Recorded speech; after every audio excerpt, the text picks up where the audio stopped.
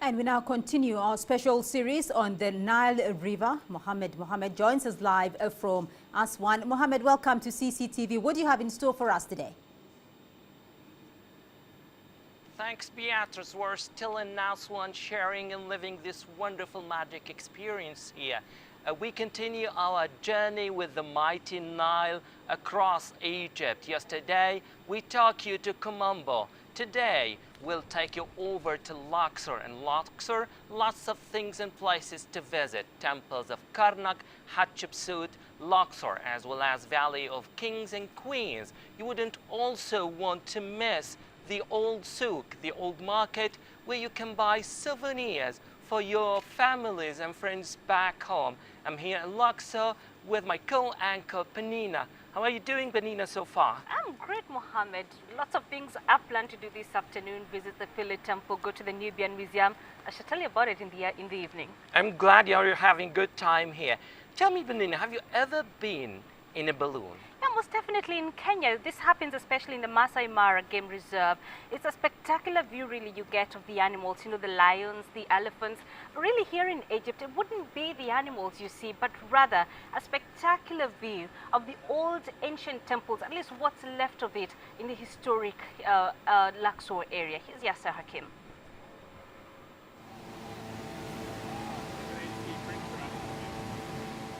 It's dawn, and I'm about to get a unique perspective of some of Egypt's most famous sites.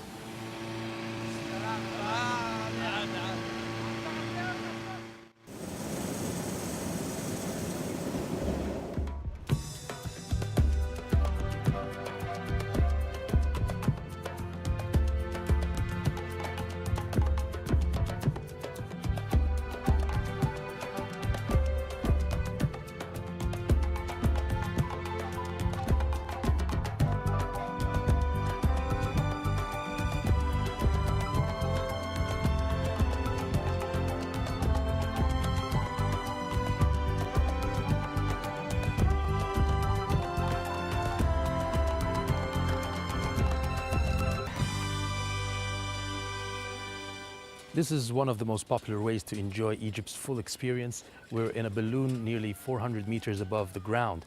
And as you can see, there's the Nile River right behind us. Right below us, you can see the Valley of the Queens and the Valley of the Kings. There's a lot around you. Those are the remains of what was Egypt's biggest temple. You can see how far it might have stretched. And the two statues that guarded the gates, they're known as the Colossi Memnon, or rulers of the dawn. Over here is the Valley of the Kings. The kings and queens were not buried together. The queens are on the other side. Here there are around 60 tombs of the kings during the pharaoh's times, but throughout the years, every one of them was looted some way or another. Thieves have been stealing Egypt's treasures for millennia. Even today, there's a steady trade in stolen artifacts, and many were taken from this area around Luxor. Back on the ground, there's little left to steal at the Colossi, although experts are still hunting for fragments of the statues left scattered around the site. Ahmed Al-Tayyib is an archaeologist from the Antiquities Ministry. Since 1998, this come Dr. Horik Suzian with European missions has come to here and make a temple without temple. This mission is make a restoration for each pieces here. We will make the wall, big wall to all the temple to protect him the first. Then we will back all the statue we found it here to back it to the temple and to the king. There is still one treasure left here, and it's on the side of the Colossi. As you can see here, it depicts the river god Habi, and he's putting together the lotus and the papyrus, two of the most valuable items for the pharaohs. And what it symbolizes is simply uniting Egypt's north and south together. It's a powerful statement of nationhood and a reminder that Egypt's heritage is a gift from the past, and preserving it is our duty to future generations.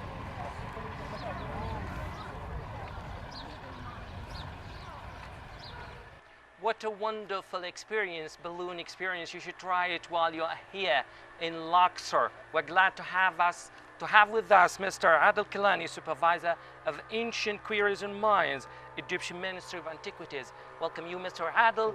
I would like you to tell me more about efforts done by the ministry to protect and preserve Egyptian antiquities. Well, this is actually a very important and difficult question too. First, actually, not only one partner can protect the archaeological site or antiquities all over Egypt, but actually different partners can work together, starting with the government, of course, and also the local society, as well as actually the other countries. All together have to work and work hardly actually to protecting the archaeological site in Egypt. For example, for the government have to be work very hardly to protect and also recording and keep working for actually monitoring the archaeological sites. Local society, starting from the education, have to be actually take their place for protecting this kind of archaeological sites. Also, the other countries also have to work together with the Egyptian government and also with this kind of different authorities, especially international authorities like UN, for example, for developing the rules to protecting this kind of a kind of world heritage. Because it's not only important for Egyptian, but also for the whole world to protect it. We can also put in our mind that there are two different types of archaeological sites, unknown sites and known sites.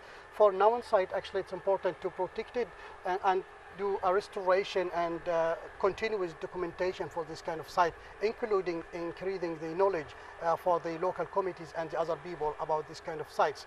For the unknown sites, you need to do survey and find out where is this kind of site located and put a plan for protecting this kind of sites, as well as actually to put a site management plan for opening this kind of sites to be a part of this kind of government plan to get incomes for the government, for helping people for the incoming incomes. And this is quite important actually right now in Egypt for this kind of situation. Yeah. You talked about the international community as well, getting involved to stop this illicit trade of Egyptian artifacts. But what role should the international community play?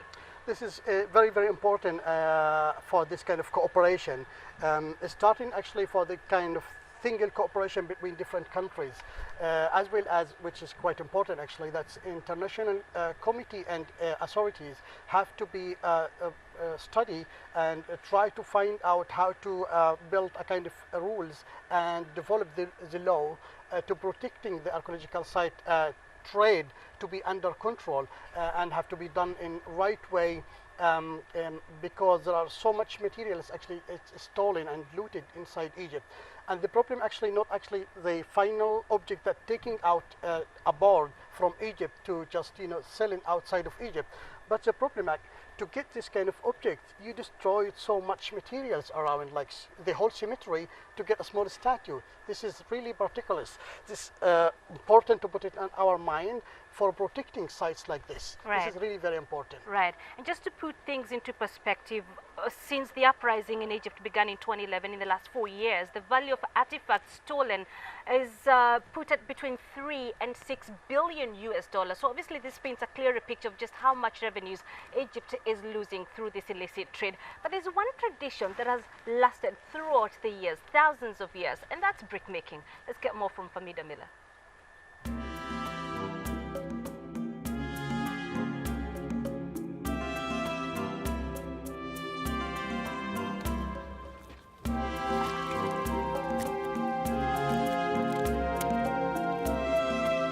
For more than 100 years, Mohammed Salama's family's been dredging the mud from the Nile and using it to help transform the landscape of this Luxor community.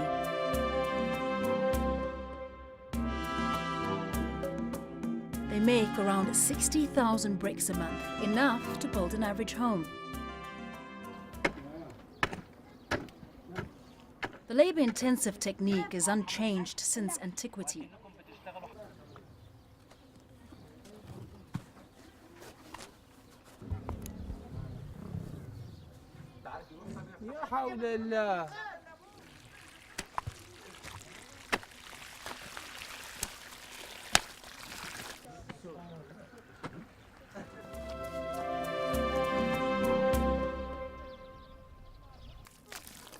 Mohammed, now that you've started mixing the mud, can I help you? Wow, this is quite thick. The mud is rich in clay. They've also mixed straw into it, and that's just to bind it. And one of the other elements is manure, which I'm not too thrilled about, but it works. Once the clay's been properly mixed, it's transported to the courtyard where Mohammed shows me how to craft my first brick.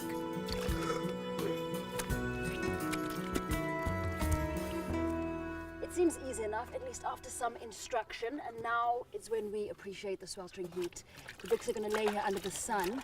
Mohammed, how long do we need to leave them here to dry? 15 يوم. So at least 15 days. It takes 15 days, they'll stay under the sun, dry out, and then that's when they'll be taken to what they call the amina, a fire where the bricks bake just to make them more sturdy.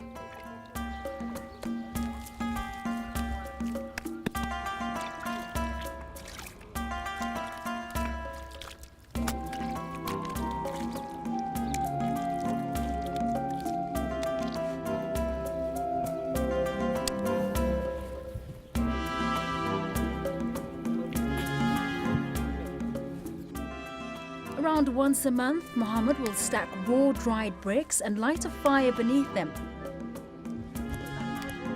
He uses the wood of date palm trees for fuel to keep the bricks at the right temperature.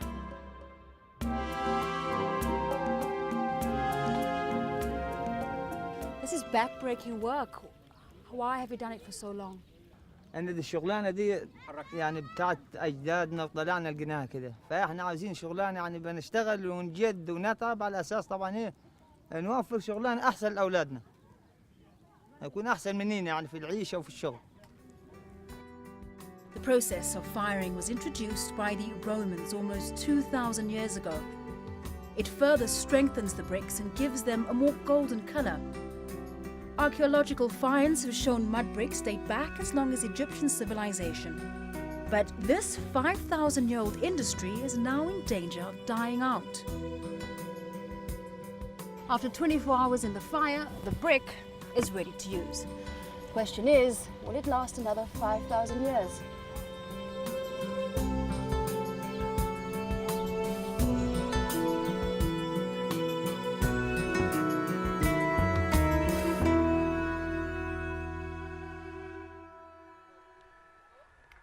Amazing how these mud bricks have lasted so long, thousands and thousands of years. Adil, what makes them so durable? Is it the technique, how they make them, or is it the weather? In fact, both, because the ancient Egyptians used very good techniques actually for have this kind of solid mud bricks, which is continue for a long time actually, as well as actually the dry weather, because the dry weather kept this kind of mud bricks for a long time. Also because most of this kind of build which made by mud bricks actually was away from the water elevation, and that helped actually for protecting this kind of archaeological monuments for very long time ago. Mr. Adil, can we say that mud brick making is still over Egypt, is used widely, or is it a dying craft? Unfortunately, it's dying. But one of the good things that a few people still continue using the same techniques, which is quite important actually for to keep this kind of a tradition. This is what help us to understand and build our experience and our knowledge about how the ancient Egyptians build this kind of, and use this kind of techniques, not only for mud bricks, but also for the ancient techniques with any kind of different materials like a stone and metal, whatever. And this is what we try to protect it and to keep it for a future, for next generation, to keep this kind of knowledge with more experiments, to protecting this kind of knowledge for us. Okay, Mr. Adil Kalani from the Egyptian Ministry of Antiquities, thanks for being with us. That was all now, guys, from us one. It seems that preserving Egyptian monuments is not the duty of Egypt only, it's the duty of the whole world for preserving it for next generation. Thanks a lot. See you again at 1700 GMT. Looking forward to that. Back to you to the studio, Beatrice. All right, Mohammed, thank you very much for that fascinating segment from Aswan in Egypt. And of course, our River of Life, the River Nile, will continue. The series will continue tonight at 1700 GMT and throughout the coming week. Do join us for that.